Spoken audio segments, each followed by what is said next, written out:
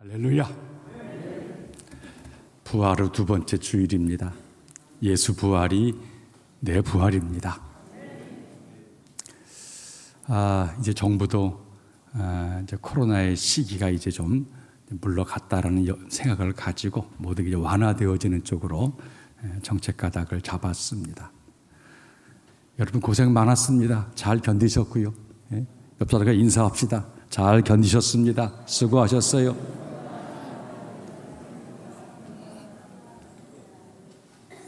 우리 한 번 더 인사할 적에 물어보세요.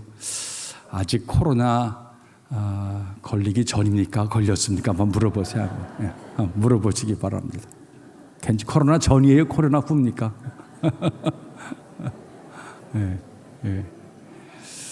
용케 또 걸려서 해방의 자유를 맞은 사람이 있는가 하면 아직도 자수를 못해서 지금 막 불안에 떨고 있는 사람도 있습니다.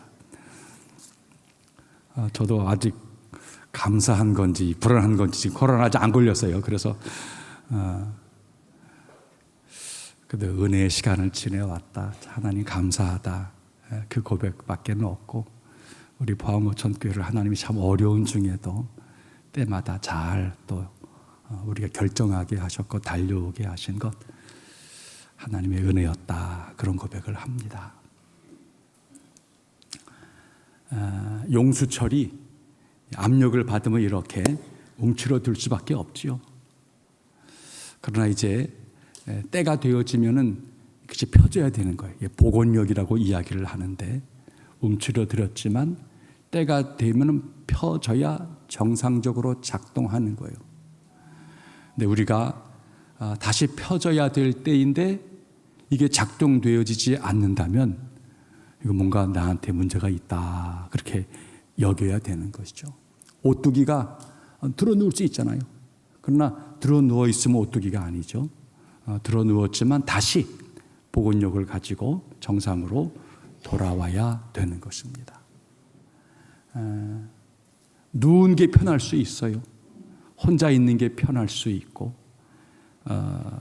마스크 쓰고 있는 게 편한 게 많이 있죠.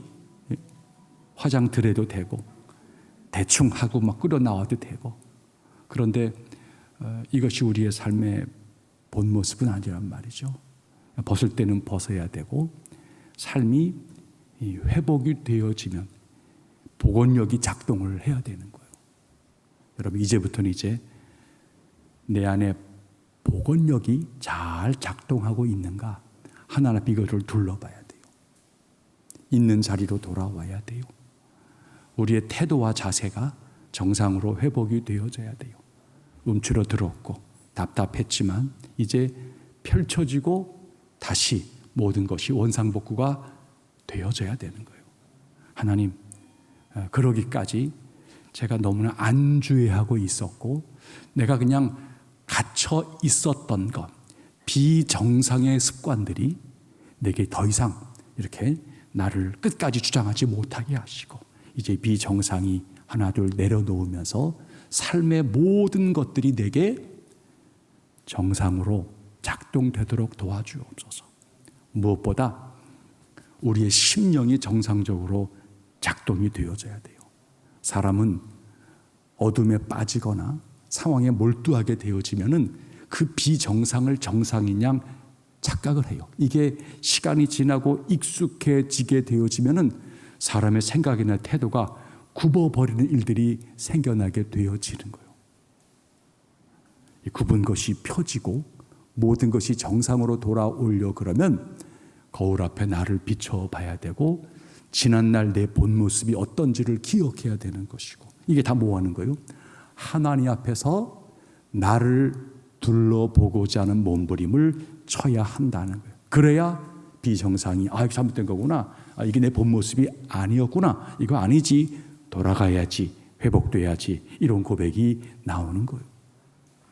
세상을 이리 바라보면 똑똑한 척하고 잘난 척하고 세상이 굉장히 많이 가진 것처럼 보이지만 그의 내면과 세상의 본 모습을 바라보게 되어지면 길을 잃어버리고 힘들어하는 세상을 보는 거예요. 여러분, 우린 세상 가운데 살지만 세상에 속한 사람들이 아닙니다. 주님을 온전히 바라보시고 영혼과 삶이 제자리로 돌아오는 복원력으로 회복되어지는 온 성도님 되시기를 축복합니다. 현대인이 방황을 하는 거예요.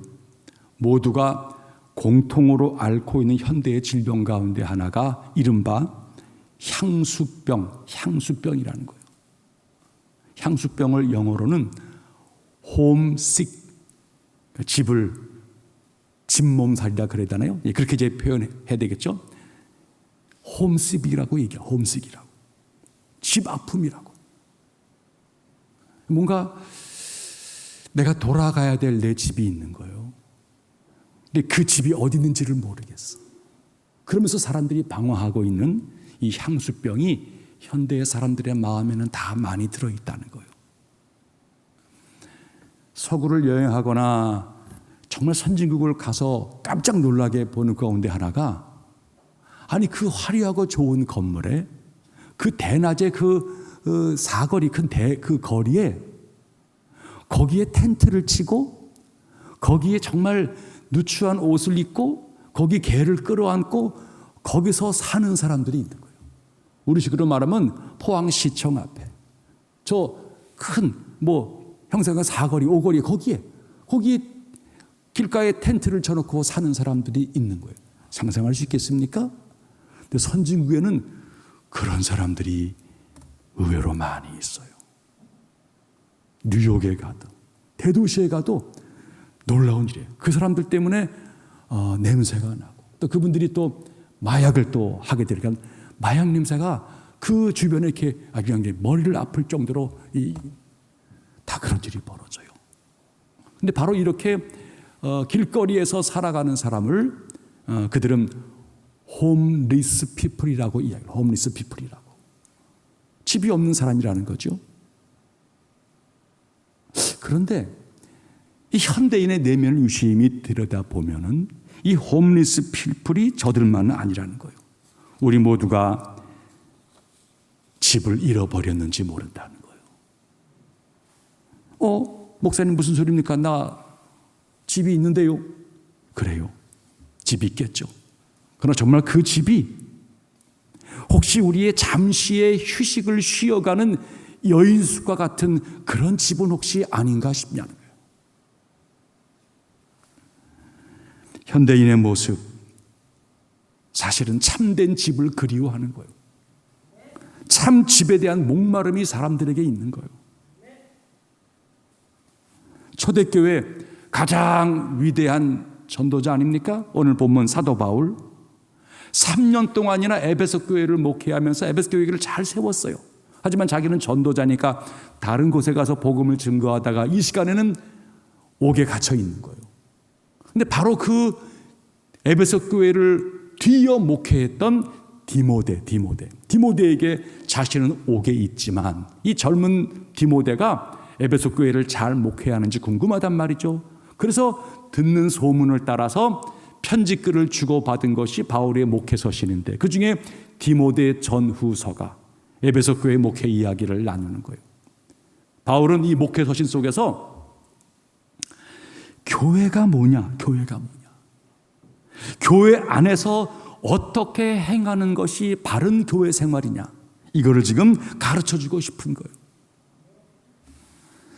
교회를 뜻밖의 오늘 바울 사도는 집이라고 하나님의 집이라고 이야기를 합니다. 그래서 오늘은 이 집의 이미지를 가지면서 교회 이야기를 좀 나누고 싶은 거예요. 여러분에게 3가지 질문을 한번 드려봅니다. 첫 번째 질문, 교회가 뭡니까? 교회가 무엇입니까? 이 질문 드리는 거예요. 자, 한번 15절 말씀. 15절 시작. 만일 내가 지체하면 너로 하여금 하나님의 집에서 어떻게 행하여야 할지를 알게 하려 함이니 이 집은 살아계신 하나님의 교회요 진리의 기둥과 터니라. 아멘. 교회가 뭐냐? 바울은 한마디로 뭐라 그래요? 집이야, 집. 이 집의 주인이 하나님이셔.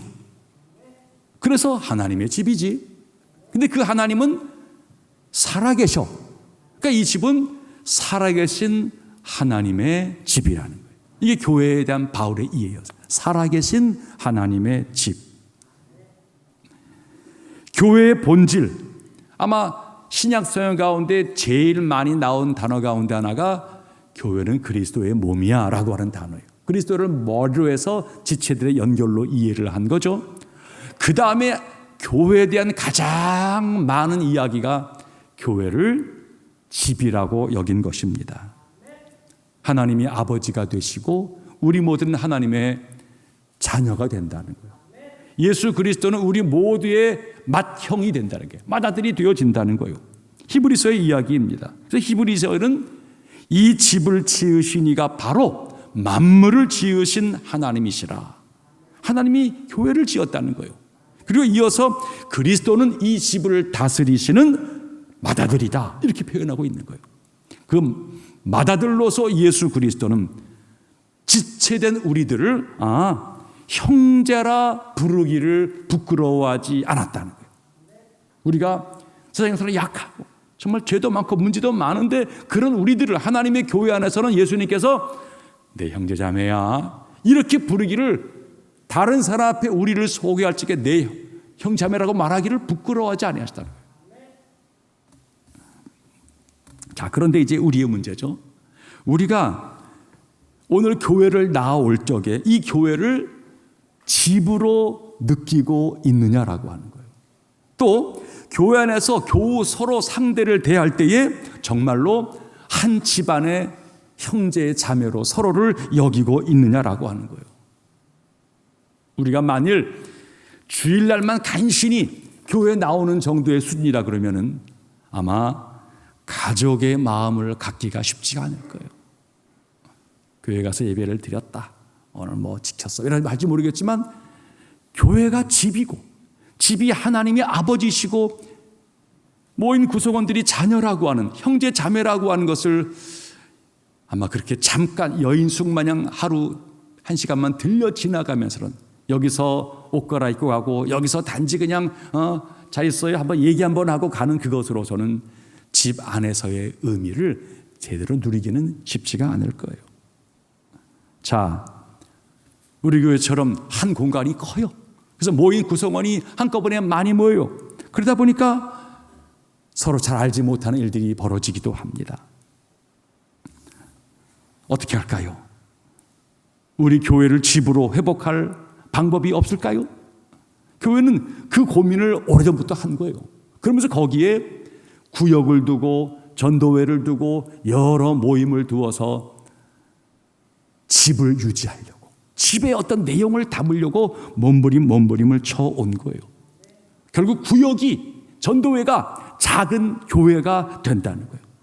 우리의 소그룹이 바로 교회가 된다는 거예요. 교구장, 지구장, 구역장, 또 건찰, 구역 강사 이 모든 구성원들은 다름이 아니에요. 우리 가족을 잘 돌보는 책무를 가진 자라는 거예요. 조금 예수님이 맏아들 되었다라고 하는 표현처럼 조금 더 먼저 믿은 자들이 먼저 교회를 섬겼던 자들이 맏형, 맏누이가 되어져서 내가 내 식구를 잘 돌보리라 이런 마음을 갖는다는 거예요. 결국 집에서 가족 노릇을 제대로 하지 못하는 그 사람들은 좋은 가족, 좋은 집을 바랄 수는 없다는 거예요. 교회는 집의 집. 두 번째 질문입니다. 그러면 교회는 무엇으로 지음을 받았는가? 교회의 재료가 뭐냐? 자, 다시 한번 15절 말씀 시작. 만일 내가 지체하면 너로 하여금 하나님의 집에서 어떻게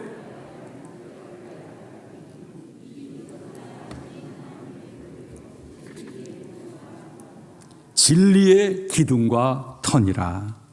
성경은 교회를 이미 완성된 것으로 그리지를 않습니다.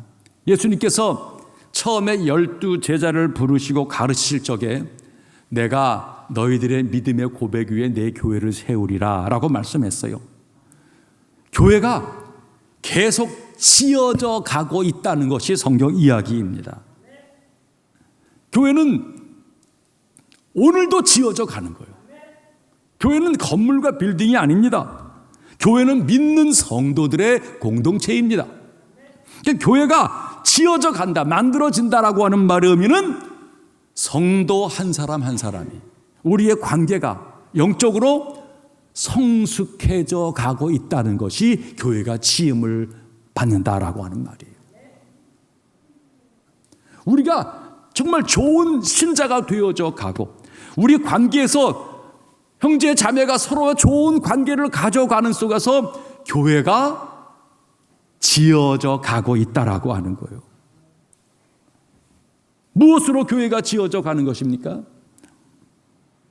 교회는 진리의 기둥과 터로 지어져 간다는 거예요. 진리가 교회의 터이고 교회의 기둥이 된다는 거예요. 터는 기둥을 받쳐주고 기둥은 지붕을 받쳐줌으로써 이게 건물이 되어지는 거예요. 이 모든 중요 요소에 진리가 터가 되고 진리가 기둥이 되어져서 우리가 하나님을 섬긴다는 거예요. 근데 바로 그 진리가 뭐예요? 디모데 전후서에서는 이 진리가 바로 하나님의 말씀이라는 거예요.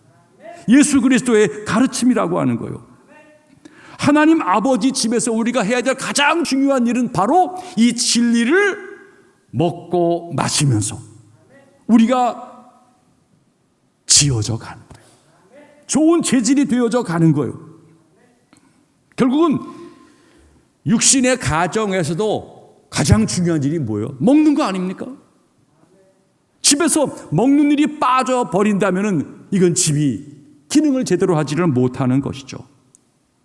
그래서 집에 모이는 가족을 다른 말로 뭐라 그래요? 식구라고 말하는 거 아니겠습니까? 그러니까 집의 기능, 가족의 기능 가운데 제일 중요한 것은 거기 함께 식사하는 거예요. 밥을 먹어야, 이 밥을 먹는 공동체가 돼야 최소한의 집의 기능이 제대로 되어진다는 거예요. 함께 자고 함께 먹고 마시는 공동체, 그게 바로 교회라고 하는 것입니다.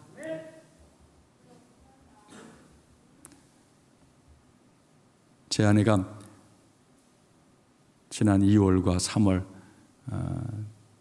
딸네 집에 손주를 받으러 가는 동안 2달 동안 제가 굶지 않고 잘 살았습니다. 정말 권사님 또 집사님 많은 분들이 때마다 국도 주시고 또 반찬도 챙겨주시고 밥도 주어서 집사람이 해준 것보다 더 많이 먹었어요.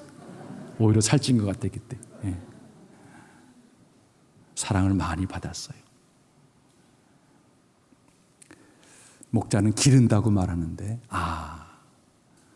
목자는 동시에 또 양으로 사랑과 또 대접을 받으면서 저도 만들어지고 있다는 것을 경험했던 소중한 시간이었습니다. 너무나 감사를 드려요. 교회가 이웃들에게 밥을 해주는 거예요. 이게 뭐 하는 거예요? 너도 우리 식구 될래? 이 얘기하는 거예요, 지금. 밥을 주는 거예요.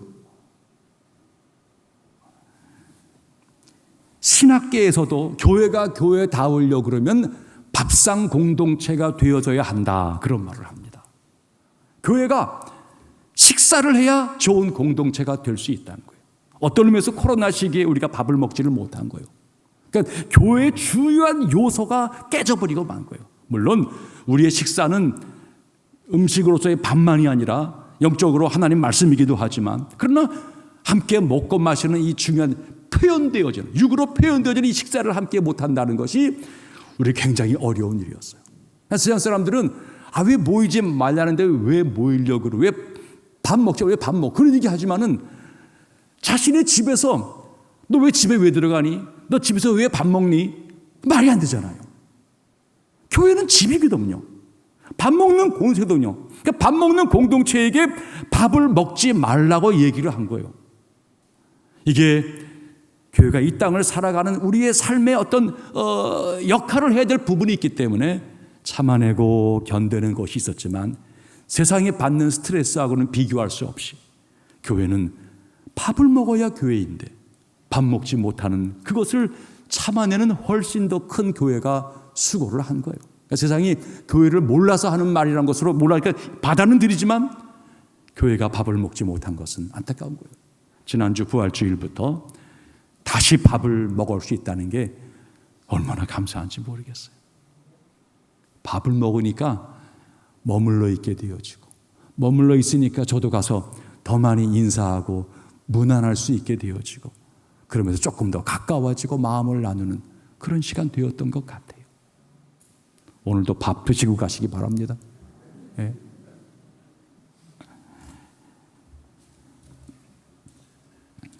하나님의 집에서 우리가 밥을 먹는다. 왜 밥을 먹는 거죠?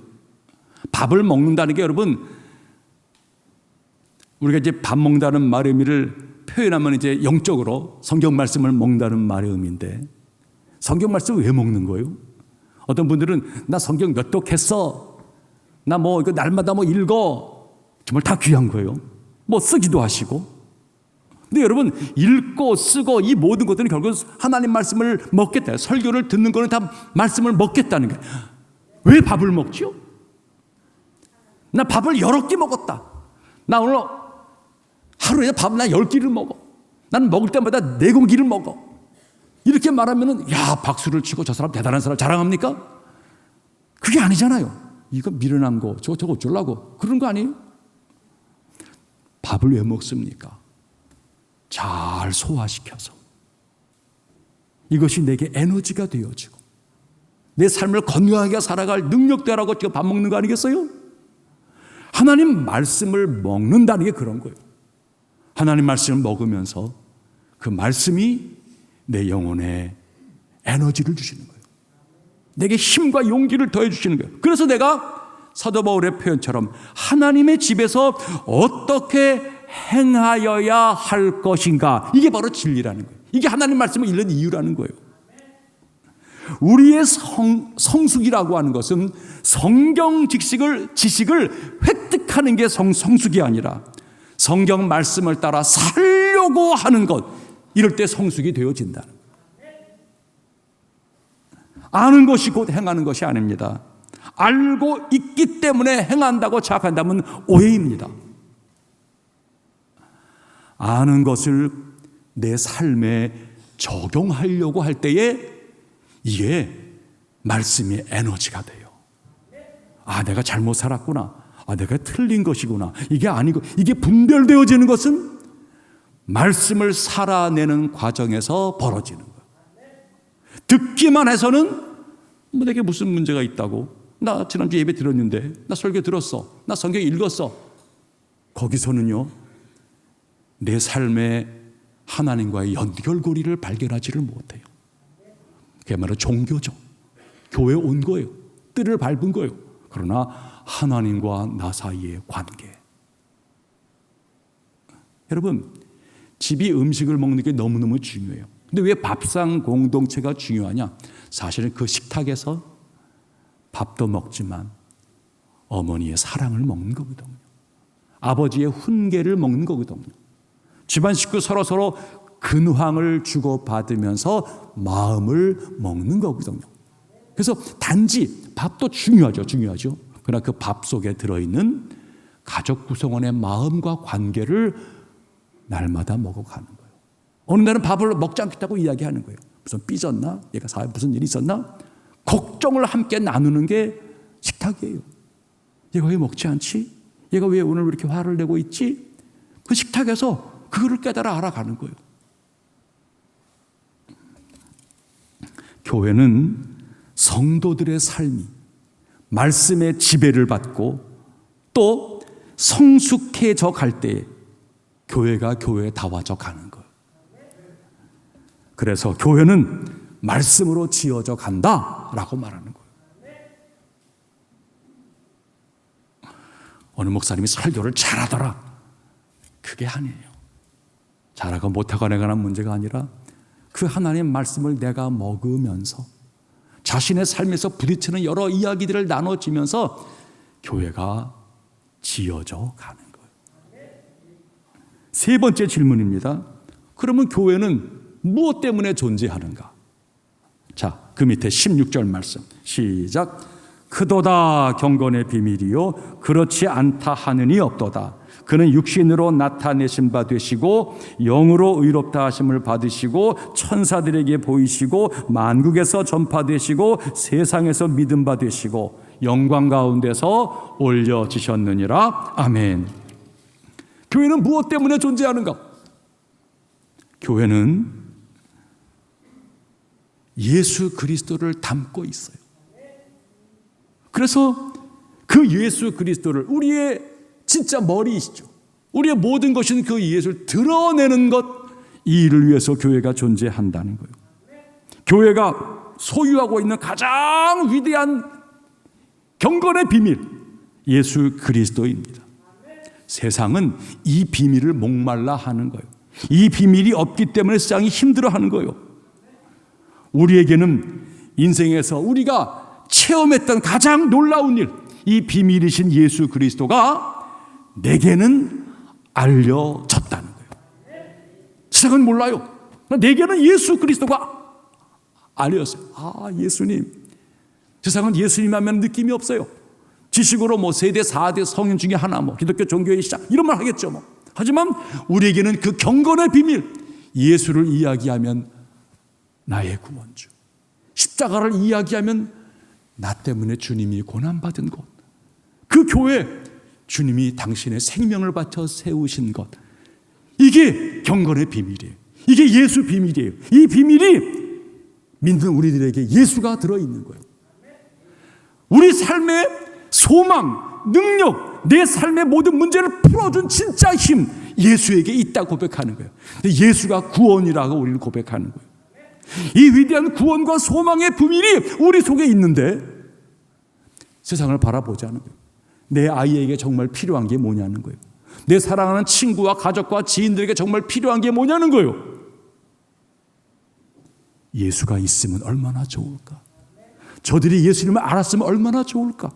저들도 기도할 텐데, 저들도 하나 눈물로 호소할 터인데, 저들도 마음을 들여놓고 깊은 영혼의 문제를 하나님께 드리면서 저들이 자유로워질 터인데, 그러니 우리가 해야 될 일이 뭐겠어요? 예수를 드러내놓고 예수를 선포해 가는 것이죠. 초대교회는 바로 그랬다는 거예요. 예수를 너무너무 소중한 비밀, 너무너무 소중한 자랑, 이 예수 그리스도를 어떤 삶의 순간에서라도 그거 내놓으려고 몸부림쳤던 게 바로 초대교회였다는 거예요. 사도행전 5장 초대교회의 모습에 이런 말이 있어요. 저희가 날마다 성전에 있든지 집에 있든지 예수는 그리스도라 가르치기와 전도하기를 쉬지 아니하였다. 초대교회 성도들의 신앙은 성전만은 아니었다는 거예요. 성전에서 하나님 말씀 들었어요. 예수를 확인했어요. 집으로 돌아온 거예요. 그 집에서도 예수를 그리스도로 나누었다는 거예요. 여러분, 그 집이 예수를 소유한 집이었고 그 집이 이웃을 초청한 거예요. 세상과 만나는 접촉점이 되었다는 거예요. 큰 틀에서는 하나님께서 이 땅에 교회를 세우신 거예요. 이 교회가 하나님이 세상을 만나고자 하는 접촉점이 교회예요. 동시에 성도들이 여기서 교회됨을 누리고 가정과 삶으로 돌아간 거예요. 여러분 하나하나가, 여러분의 가정이 바로 하나님이 세상을 만나는 접촉점이 되어져야 한다는 거예요. 사도 바울이 빌립보에 가서 만나는 접촉점은 빨래터였어요. 빨래터. 안악들이 모여 있었고, 모여 있으니까 얘기하기가 쉬웠고, 그래서 바울이 빨래터에 나아가서 이런저런 대화를 나누다가 거기에서 루디아라고 하는 여인을 전도해서 예수 믿게 했고, 그 집이 또 빌립보 교회 출발이 되어지는 거예요. 요즘은 우리의 집도 그래야 하지만 접촉점이 어딜까 싶은 거예요. 지난주간 지역 목사님과의 만남에서 한 목사님이 그런 얘기 하더라고요. 최근에 냉천을 걸었더니 사람이 많다고 얘기하다가 목사님 하는 말이, 그런데 목사님 내가 깜짝 놀라 봤다고, 냉천을 걷다가 개들이 한 40마리 모여들고 봤다는 거예요. 이런저런 개들을 데리고 나와서 여인들이, 사람들이 다 자기네 집에 개 고민, 개 사랑, 개 이야기를 나누는데 아이고 정말 놀랐다고. 완전히 개 구역 예배가 거기서 이루어지고 있는. 제가 그렇구나. 나도 개를 키워야 되는 거 아닌가? 저 구역 예배에 참여하려고 그러면 개를 끌고 나가야 되겠다. 그런 생각이 버뜩 들었어요. 여러분, 가정에서 개를 키워서 냉천을 거니시는 분들, 여러분에 있는 개가 하나님이 개 구역 예배에 가서 예수 드러내라고 여러분에게 붙여진 개인 줄로 믿으시기 바랍니다. 괜히 개 자랑, 개 멀고 얘기하지 마시고 개와 더불어 세상과 접촉점이 되어져서 세상에 정말 필요한 것은 예수예요. 예수예요. 개가 다 위로가 될 수 있어요. 또 마음, 또 사랑의 대상이 될 수 있어요. 정말로 그 영혼에 참다운 소통을 주고 내 문제를 정말로 치료하실 리, 해답을 주고 지혜를 줄 리, 예수 그리스도예요.